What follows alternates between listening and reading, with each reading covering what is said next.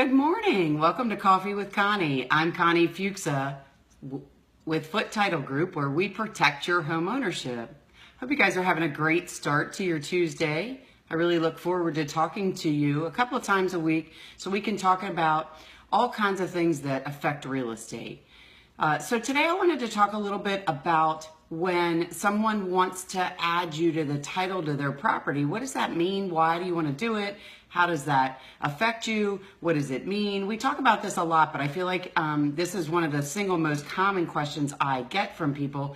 And so I wanted to help you understand some of it, give you the opportunity to ask questions, maybe talk about some of the pieces that you don't understand. So I know we're a little bit early today, but I wanted to try to get in to get a couple of things out to you today before the day got a little hectic. Good morning, Rhonda. Hey there, Sherry. Morning, Tony. Thank you guys for tuning in. Hey there, Pam. So let's talk for a minute. There's a lot of reasons why people may want to add or remove someone from the title to their property, but let's talk about specifically. I had someone ask me this question, and again, I love it when you guys ask questions because it helps. It helps other people. So if you have a question, ask me, because there may be somebody else out there that doesn't want to ask, maybe has the same question, didn't really think about whether or not who to ask the question, get the answer from. So if you have a question, feel free to reach out and ask me, whether it's privately or email or through our broadcast. So I look forward to helping you out. And this question came to me specifically from a friend who also is a realtor who knows some of the rules, but maybe not all the pieces. So she reached out to me and asked me. So her mom wants to add her to the title of her property for some estate planning purposes. There's nothing wrong with her mom. She's just wants to make sure that things go the way that she wants them to go if something was to happen to her. So only child. Her mom wants to add her to the title. Her mom's not married. So she called and asked me, so what are the steps? What do we have to do? How do we go through it? What do we need to think about? So let me talk about her situation specifically first, and then we'll talk about some other things, because there's a lot of different nuances that you may be thinking about. So your parents are maybe not elderly, but maybe you are an only child, or maybe you have some family members that are not the ones that your parents want the property to go to, and so they may ask you to go on the title to their property. So what does that mean? So first of all, let's walk through the steps of what has to happen. So we would take the information on how they own the property now, who actually owns the property, and then we would require something in writing that tells us who they want to add to the title to the property and how they want to hold title with that person or those people. So let's say, for example, in this scenario, mom's not married, so it's just mom who owns the property, and its daughter is the only other person that, the only child that the mom has, and so she wants to add her to the title. So in that case, we're just going to add one person, and at that point, are we going to add them, or are we going to just deed the property to the child? And so that question arises. Probably a lot of cases, the parent really wants to stay still on the ownership of the property, because why? They want to make sure that if something happens, somebody doesn't get along, whatever, something happens to the child first, which God forbid that happens, but it does, that the ownership is properly taken care of, that the mom doesn't have to go back through getting her property back. The property doesn't go through the estate of the child. So probably the best idea is to have the mom add the child, the adult child, let me say that, the mom add the adult child to the ownership of the property, because then the adult child is a co-owner with the mom. And a couple of things about that. So good morning, Shelly. Thank you very much for your feedback. I appreciate it. Hey, Mike, how are you? So let's talk about adding first. So what does it mean? Like, how do you own the property with them? So there's a couple of different ways. It's called tenancy, and it really is the rules about how you own the piece of property. So the tenancy is if you have two people and they're not married, there's two different options. You can do joint tenants, or you can do tenants in common.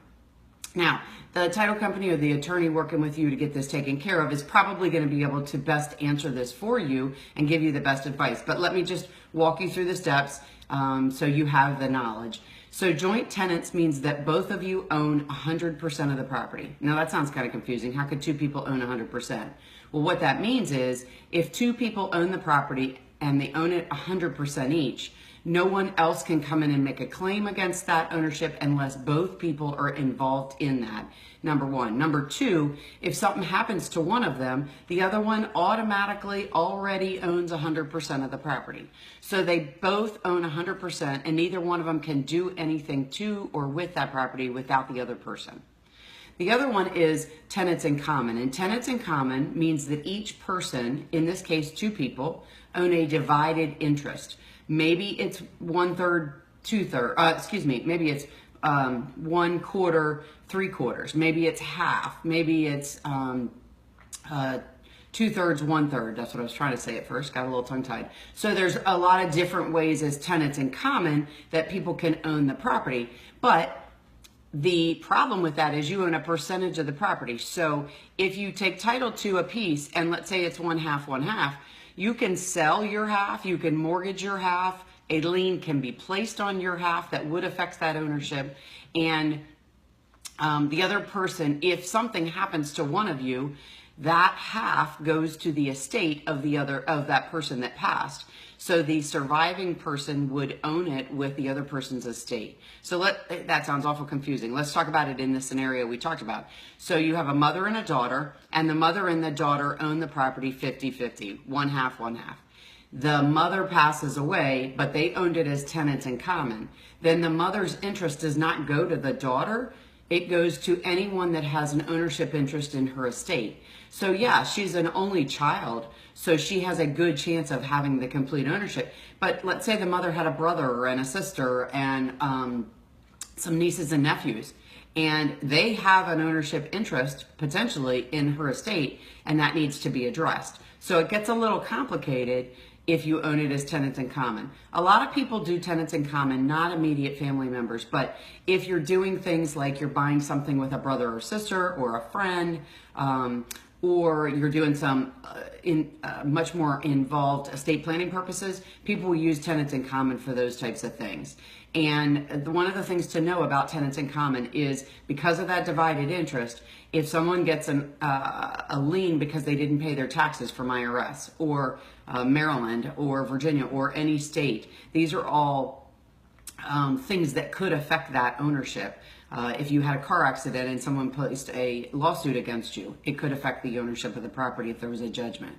So tenancy is really important to understand how those different things would work. And of course, the title company or the attorney that you work with to take care of that deed for you can answer those questions and probably give you the best thoughts in that scenario.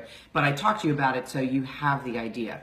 So in this particular case, we have a mom, we have a daughter, adult child, and that is the only child. The mom wants to add her to make sure that her estate planning is properly taken care of.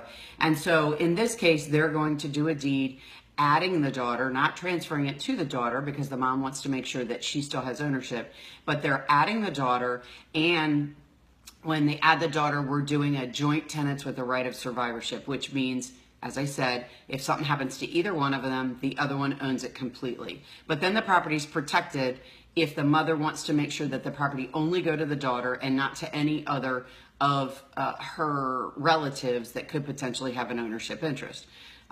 So let's talk about other kinds of things. You own a piece of property with your spouse and you're getting a divorce and you're doing a deed and you want to take the spouse off because you retained ownership of the property, but you wanted to add one of your children.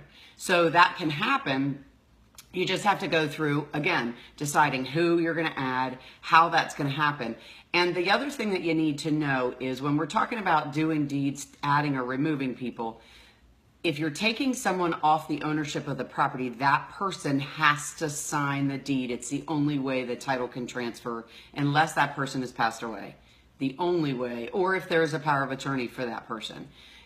If you have a spouse situation where you're getting divorced and through your divorce decree, one of the two of you got the property And so the one who didn't get the property leaves the area, you're not in touch anymore, and a couple years later you want to add someone else to the property, but you need to remove that spouse. That divorce decree does not take them off the ownership of the property. So you need to know that. Doing a deed to change ownership on property has to be signed by the current owners. So in the scenario I started with, the mother, the daughter, the mother has to sign the title to that property, and she has to sign that deed, changing the title or the ownership of that property.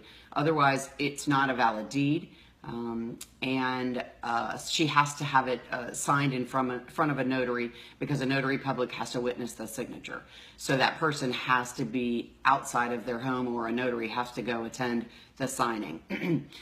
So if you wanted to add, let's say you wanted to add several children, maybe you were doing estate planning and you wanted to add several children. First, let me warn you, do not ever, ever add a non-adult child. Somebody has to be over the age of 18. You can do it, but it'll cause you a lot of headaches. If you ever want to refinance your property, you ever want to put a new mortgage, you want to sell it, you have to get a guardianship established through the court system for someone to be able to sign off on that child's behalf. You cannot do it. So do not add a minor child to your property. Only add your adult children if that's what you choose to do. So if you have several children and you want to add them all, that's all well and fine as well. You can add them all as joint tenants as well. You can add them all as tenants in common. It's just understanding who you want to add and how you want to do that. Now, when you do an estate and you do a will that that designates who your property is going to go to if something happens to you, that will serve as making sure that your property is directed as you want. The children may have to pay estate taxes, and they have to go through some processes. So if you only know that your property is going to go directly to your children and you want to address that, adding them to the ownership sometimes may make it a little bit easier.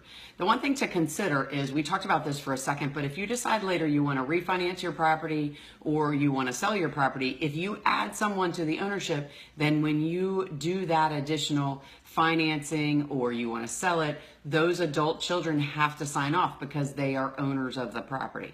So that's something to keep in mind when you start thinking about this. How is it going to affect maybe some other pieces that I want to do? And I think if you're in a situation where you have several children and you have your will set up, you might want to go ahead and leave it through the will, because then it allows you the flexibility to do what you want with your property until you get to such point that maybe you know you're not going to be moving or doing any other financing. Maybe you're starting to have some illness or that kind of thing, and maybe that's a time to think about it. But you need to just keep some of these pieces in mind, because once you add them, then they have to sign off on other things that you do with that property, with that ownership. Good morning, Larry. How are you this morning? Hey, Phil. How are you? Hi, Sierra. So different ways to think about how that works, adding someone to the ownership or taking them off. Lots of things to think about. Certainly lots of things we can answer questions for you about. And hopefully we gave you a little bit of information that can help you if you have those thoughts, or maybe you don't understand it, or maybe you were thinking about it and you didn't really know how to go about it.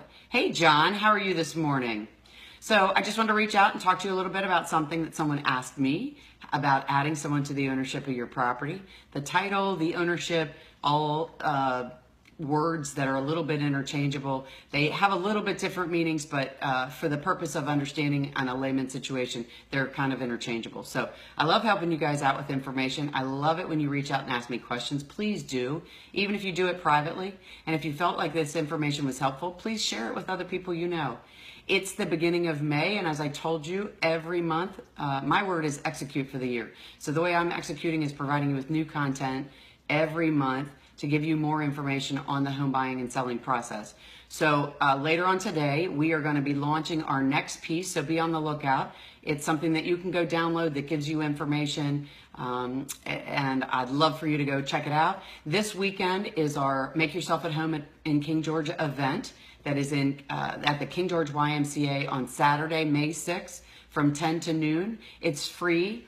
All of the vendors there are all service providers in that community: fire department, police department, school system, Animal Rescue League, the Parks and Rec, social services, all these different community organizations that can tell you about things going on in that community. There will be free food and drinks, and bring your kids. The play zone will be open so your kids can go play with licensed counselors while you go around and talk.